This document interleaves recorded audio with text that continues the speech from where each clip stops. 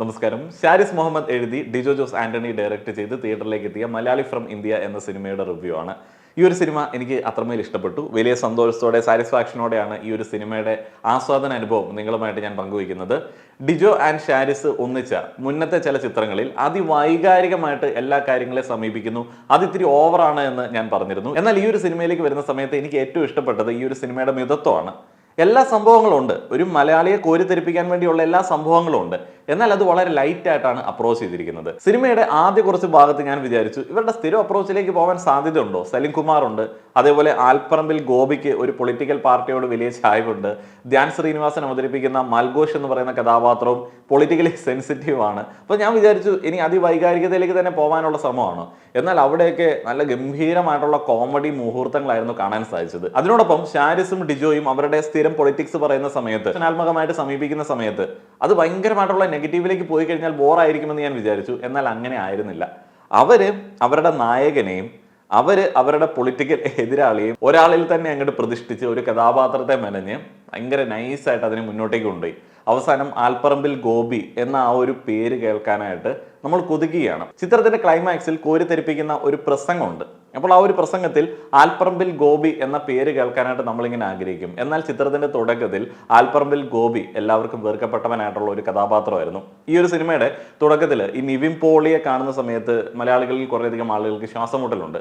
അദ്ദേഹത്തിന് ശരീരഭാരം കൂടുന്നതനുസരിച്ചിട്ട് ശ്വാസം മുട്ടുന്നത് വേറെ കുറേയധികം ആളുകൾക്കാണ്. അപ്പോൾ ഈ ഒരു കഥാപാത്രത്തെ കണ്ട സമയത്ത്, അദ്ദേഹത്തിന്റെ പെർഫോമൻസ് കണ്ട സമയത്ത് എനിക്ക് പേഴ്സണലി തോന്നിയത് ജനപ്രിയ നായകൻ ദിലീപ് അദ്ദേഹം അവതരിപ്പിക്കുന്ന കഥാപാത്രങ്ങളിൽ കുറെ തല്ലുകൊള്ളിത്തരം ഉണ്ടായിരുന്നു. എന്ന് വെച്ചാൽ ആരുടെയും അടി കൊള്ളാൻ റെഡി ആയിട്ട് നിൽക്കുന്ന ഒരു നായകൻ മലയാള സിനിമയിൽ അധികമില്ല.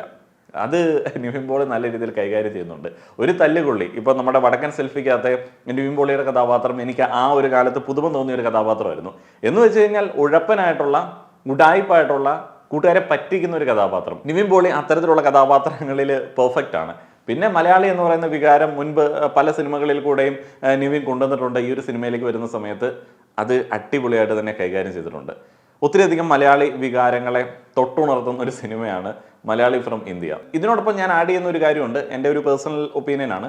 ഈ ധ്യാനിനും നിവിനും ചെയ്യാൻ പറ്റുന്ന കഥാപാത്രങ്ങൾക്ക് ഇപ്പോഴത്തെ അവസരത്തിൽ ഒരു പരിമിതിയുണ്ട്. കാരണം അവരുടെ പെർഫോമൻസ് മിക്ക സിനിമകളിലും നമുക്ക് എക്സ്പെക്ട് ചെയ്യാൻ പറ്റുന്ന രീതിയിലാണ്. അതിനെ കറക്റ്റായിട്ട് മനസ്സിലാക്കിയിട്ടുള്ള കഥാപാത്രങ്ങളായിരുന്നു ആൽപ്പറമ്പിൽ ഗോപിയും അതേപോലെ തന്നെ മൽഘോഷും ഒക്കെ. ഇത്തിരി ഓവറാക്കേണ്ട കഥാപാത്രങ്ങൾ അവരത് നന്നായിട്ട് തന്നെ ചെയ്തിട്ടുണ്ട്.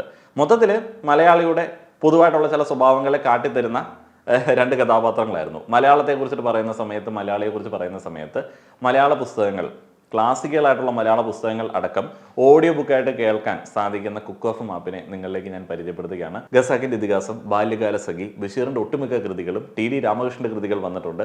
തകഴിയുടെ ചെമ്മീൻ അടക്കം ഓഡിയോ ബുക്കുകളായിട്ട് നിങ്ങൾക്ക് കുക്ക് ഓഫ് മാപ്പിൽ ഇപ്പോൾ കേൾക്കാനായിട്ട് സാധിക്കും. ഇത്തിരി കോൺട്രവേഴ്സ്യൽ ആയിട്ടുള്ള കൃതികളാണ് നിങ്ങൾ ആഗ്രഹിക്കുന്നത് എന്നുണ്ടെങ്കിൽ ഹരീഷിന്റെ കൃതികളുണ്ട്, കെ.ആർ. മീരയുടെ കൃതികളുണ്ട്. അപ്പോൾ ധാരാളം പുസ്തകങ്ങൾ ഓഡിയോ ബുക്കുകളായിട്ട് ഇപ്പോൾ കുക്ക് ഓഫ് മാപ്പിൽ അവൈലബിൾ ആണ്. കുക്ക് ഓഫ് മാപ്പിന്റെ പ്രത്യേകതകളെ കുറിച്ചിട്ട് മുന്നേ ഞാൻ പറഞ്ഞിട്ടുണ്ട്. ഞാനൊരു സ്ഥിരം യൂസറാണ്. ഞാൻ ഈ പുസ്തകങ്ങൾ കേൾക്കുന്ന സമയത്ത് നോട്ട്സ് കുറിക്കുന്ന ഒരു വ്യക്തിയാണ്. എനിക്കൊക്കെ വളരെയധികം ഉപകാരപ്പെട്ട നോട്ട് ആഡ് ചെയ്യാൻ വേണ്ടിയുള്ള ഓപ്ഷൻ കുക്ക് ഓഫ് മാപ്പിൻ്റെ മാത്രം പ്രത്യേകതയാണ്. അതേപോലെ ചില ഓഡിയോ ബുക്കുകൾ സ്പീഡിൽ നിങ്ങൾ കേൾക്കാൻ ആഗ്രഹിക്കുന്നുണ്ട് എന്നുണ്ടെങ്കിൽ സ്പീഡ് കൂട്ടി കേൾക്കാനുള്ള അവസരവും കുക്ക് ഓഫ് മാപ്പ് അവരുടെ യൂസർ ഇൻ്റർഫേസിൽ നൽകുന്നുണ്ട്. ഇപ്പോൾ ഒരു കിടിലൻ ഓഫറുണ്ട്, 7 ദിവസത്തെ ട്രയൽ പീരീഡ്. ഈ 7 ദിവസത്തെ ട്രയൽ പീരീഡിൽ നിങ്ങൾക്ക് ആപ്പിൻ്റെ സബ്സ്ക്രിപ്ഷൻ ഫീ അടയ്ക്കാതെ 1000-ലധികം പുസ്തകങ്ങൾ കേൾക്കാനായിട്ട് സാധിക്കും. ഈ 7 ദിവസം കൊണ്ട് നിങ്ങൾ ഈ ഒരു ആപ്പിൻ്റെ ഫാൻ ആവുകയും സബ്സ്ക്രൈബ് ചെയ്യുകയും ചെയ്യും. അത് എൻ്റെ ഉറപ്പാണ്. ഈ ഒരു ആപ്പ് ഡൗൺലോഡ് ചെയ്യാൻ വേണ്ടിയുള്ള ലിങ്കും ബാക്കി ഡീറ്റെയിൽസും ഒക്കെ ഡിസ്ക്രിപ്ഷനിലും കമന്റ് ബോക്സിലും നൽകിയിട്ടുണ്ട്. സിനിമയുടെ റിവ്യൂയിലേക്ക് തിരിച്ചു വരികയാണെന്നുണ്ടെങ്കിൽ ചിത്രത്തിലെ പ്രധാന കഥാപാത്രങ്ങളെ കുറിച്ചിട്ടും അവരുടെ പെർഫോമൻസിനെ കുറിച്ചിട്ടും വളരെ പെട്ടെന്ന് പറഞ്ഞു പോകാം. നിവിൻ പോളിയെ കുറിച്ചിട്ടും ധ്യാൻ ശ്രീനിവാസനെ കുറിച്ചിട്ടും ഞാൻ ഓൾറെഡി പറഞ്ഞു. ആൽപ്പറമ്പിൽ ഗോപിയും മൽഘോഷും രണ്ട് കഥാപാത്രങ്ങളും ഗംഭീരമാണ്. ഇത്തിരി ഓവറാക്കേണ്ട കഥാപാത്രങ്ങളാണ്. രണ്ടാൾക്കാർക്കും അതിനുള്ള ഒരു കഴിവുണ്ട് നമുക്കറിയാം. അവർ രണ്ടാൾക്കാരും അത് ഭംഗിയായിട്ട് ചെയ്തിട്ടുണ്ട്. അവരുടെ കയ്യിൽ ഭദ്രമായിരുന്നു. അനശ്വര രാജൻ അവതരിപ്പിക്കുന്ന കൃഷ്ണ എന്ന് പറയുന്ന കഥാപാത്രമുണ്ട്. ഒരു നായിക പ്രാധാന്യത്തിലേക്കൊന്നും പോകുന്ന കഥാപാത്രമല്ല. എന്നാലും ചില ഡയലോഗ് ഡെലിവറികൾ കൊണ്ട് കുറേയധികം രസകരമായിട്ടുള്ള മുഹൂർത്തങ്ങൾ ഉണ്ടാക്കി. ഒരു പോസിറ്റീവ് പ്രസൻസ് അനശ്വര നമുക്ക് സിനിമയിൽ നൽകുന്നുണ്ട്. ഷൈൻ ടോം ചാക്കോയുടെ ഒരു ചെറിയ കഥാപാത്രമാണ് അത്. അദ്ദേഹം കുഴപ്പമില്ലാതെ കൈകാര്യം ചെയ്തു. ആ ഒരു സിറ്റുവേഷൻ അത്ര വലിയ ഗംഭീരമായിട്ടുള്ള സിറ്റുവേഷൻ ഒന്നും ആയിട്ട് എനിക്ക് തോന്നിയില്ല. പക്ഷേ ടോട്ടൽ സിനിമയുടെ ആ ഒരു മസാല മിക്സിൽ അത് ഭയങ്കരമായിട്ടുള്ള ചിരി ഉണർത്തി. സലിം കുമാർ അവതരിപ്പിക്കുന്ന ഹംസ എന്ന് പറയുന്ന കഥാപാത്രം ഉണ്ടായിരുന്നു. സലിമേട്ടൻ ഇങ്ങനെ വന്ന സമയത്ത് ഞാനിങ്ങനെ ജനഗണമനയും ക്യൂവിനെയൊക്കെ ഇങ്ങനെ മനസ്സിലാലോചിച്ച് എൻ്റെ പൊന്നോ ഓവർ ആവുക എന്നുള്ളത്. അവിടെയും വലിയ മിതത്വം ഉണ്ടായിരുന്നു. നൈസായിട്ടുള്ള ഒരു കഥാപാത്രം. മഞ്ജു പിള്ള അവതരിപ്പിക്കുന്ന സുമ എന്ന് പറയുന്ന കഥാപാത്രമുണ്ട്.